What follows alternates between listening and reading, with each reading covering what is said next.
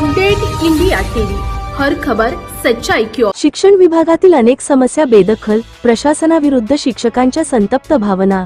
यवतमाळ राज्य शालेय शिक्षण विभागाने असंवेदनशीलता दाखवल्याने शिक्षकांना नाहक त्रास सहनशक्तीबाहेर सोसावा लागत आहे। कारण शासनाने अतिरिक्त शिक्षकांचे समायोजन करण्यापूर्वीच अतिरिक्त शिक्षकांचा मार्च महिन्याचा पगार बंद केला आहे। तसेच थकबाकी देयके आर्थिक वर्षाच्या शेवटच्या दिवशी मंजूर दिल्यामुळे निधी परत गेला। 5 ते 6 वर्षापासून थकबाकीची वाट पाहणारे शिक्षकांवर यामुळे कमालीचा अन्याय झाला। माननीय उच्च न्यायालय यांचे निर्णय व शासन निर्णय यांना बाजूला ठेवून शिक्षकांना निवडणूक पूर्व बीएलओची कामे शिक्षकांना देण्यात आली। सदर काम न केल्यास त्यांना धमकावून काम करून घेतल्या जात आहे। ऐन परीक्षेच्या दरम्यान पटपडताळणी करण्याचा अफलातून निर्णय शिक्षण आयुक्तांच्या स्तरावर घेण्यात आला।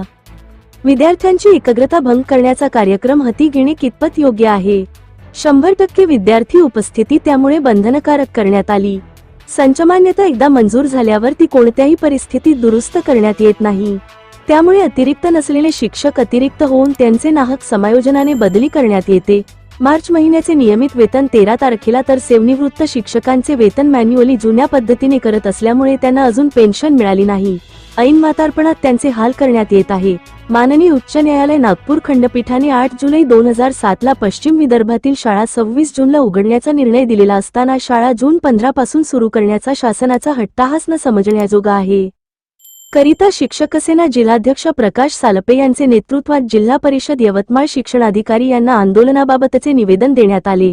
यावेळी संतोष मरगडे, सुधाकर आगलावे, गुणवंत नानवटकर, प्रकाश पोटे, विशाल भोयर, शिवचंद्र गिरी, प्रदीप शेळके, प्रशांत हजारे, हरिश्चंद्र नाने, हेमंत कुमार शेंडे इत्यादी शिक्षक उपस्थित होते। उपसंपादक रवींद्र राऊतसर सह रामदास कांबळे।